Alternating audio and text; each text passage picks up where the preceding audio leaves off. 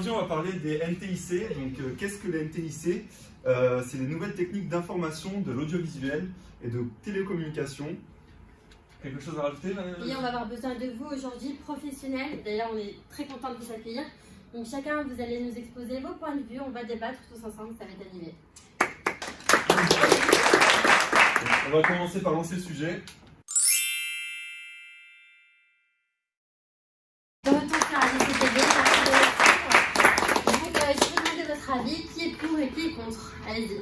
Donc moi je suis contre parce que ces nouvelles technologies ça tombe toujours en panne. Dès qu'il y a un coup de foudre, le téléphone il marche plus. Donc moi c'est pas très utile. Oui, bon, ok. C'est autre chose qui est contre, du coup.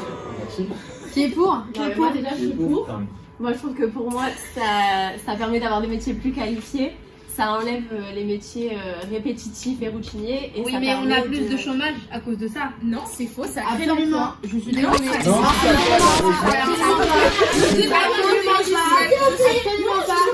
Absolument pas. La technologie remplace l'homme en ce moment. Donc il faut être réaliste et se rendre compte. Non, il faut se rendre. Oui, mais il faut être qualifié. Les gens qui sont pas qualifiés, on en fait quoi? C'est pour ça qu'on va les On ne s'entend plus sur le plateau, s'il vous plaît.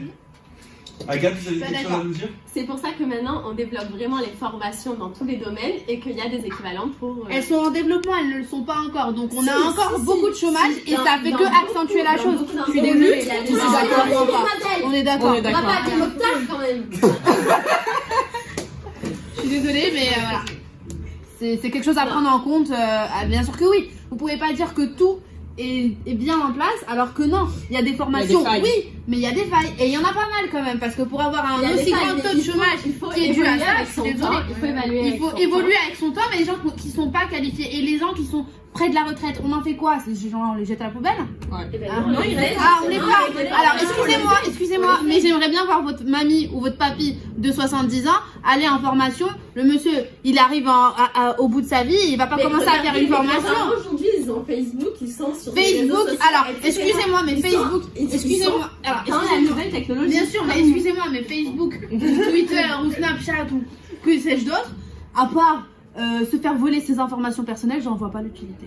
Totalement. Ah, si, ils sont très contents. Absolument pas. Absolument pas. Excusez-moi les filles, Lara, est-ce que vous avez quelque chose à rajouter par rapport à ce qu'elle vient de dire? Moi, je suis tout à fait d'accord avec Agathe. Je pense que dans toutes les phases de progrès, il faut forcément de l'expérimentation, du développement. Donc après, voilà, c'est quelque chose qu'il va falloir parfaire et il faut Au détriment du taux de chômage, bien sûr. Et de notre économie. Les personnes, on va les former. Votre mamie de 70 ans, elle va être à la retraite. Et justement, il faut que les jeunes d'aujourd'hui travaillent pour payer la retraite de leurs parents. Ok, donc on va aborder juste un dernier point. Donc on a vu que les moyens de...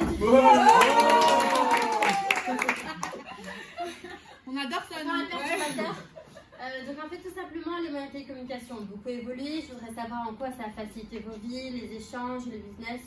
Je vous laisse nous parler de vos expériences à vous tous. Allez dire à toutes les entreprises qui font leur veille commerciale grâce au réseau, sur internet, etc., qu'on leur enlève. Parce que soi-disant, les données personnelles, etc., etc. Comment elles travaillent ces entreprises en fait? Comment elles font? Demain on leur enlève les réseaux, on leur enlève internet, comment on fait?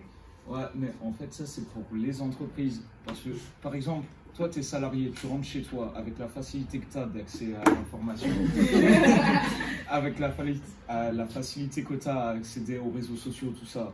Ton gamin il prend le téléphone, il y va, il peut faire des trucs de fou dessus. Tu vois ce que je veux dire? Il peut parler à n'importe qui, faire n'importe quoi. Certes, c'est bien pour les entreprises, mais c'est pas bien pour tout le monde et il faut qu'il y ait des protections. Mais un stylo. Mais juste à savoir que les entreprises, en fait, les entreprises, elles achètent certaines informations. Donc ces informations qui sont achetées, il faut savoir comment elles sont prises. Si elles sont prises de façon loyale, on va dire, que la personne, par exemple, légale, pardon, ouais. Que la personne a donné son accord. Là, il n'y a aucun problème. Mais en les achetant gens tous vos smartphones, vous donnez votre accord. Je suis désolée, vous savez. On donne notre accord à l'achat, on ne donne pas notre accord à la prise d'informations privées, que ça soit les sites où on va ou alors tout ce qui est vraiment très personnel. Deux fois, sans oublier qu'il y a de la pollution technologique. Donc à un certain moment, il faut être aussi averti par rapport à l'environnement. C'est un sujet. Après, je suis d'accord avec vous dans le fait où les entreprises ont besoin de ça pour vivre. Ça, c'est normal. Mais il y a des façons de le faire. C'est tout. merci pour Merci votre à présence vous. aujourd'hui. Ce débat a été exemplaire. On a bien animé ça, hein. Je pense qu'on s'en est Ouais, sortis. c'est bien. C'était très Merci à tous. intéressant. Bravo, et puis on se retrouve demain à 18h30. Merci à tous.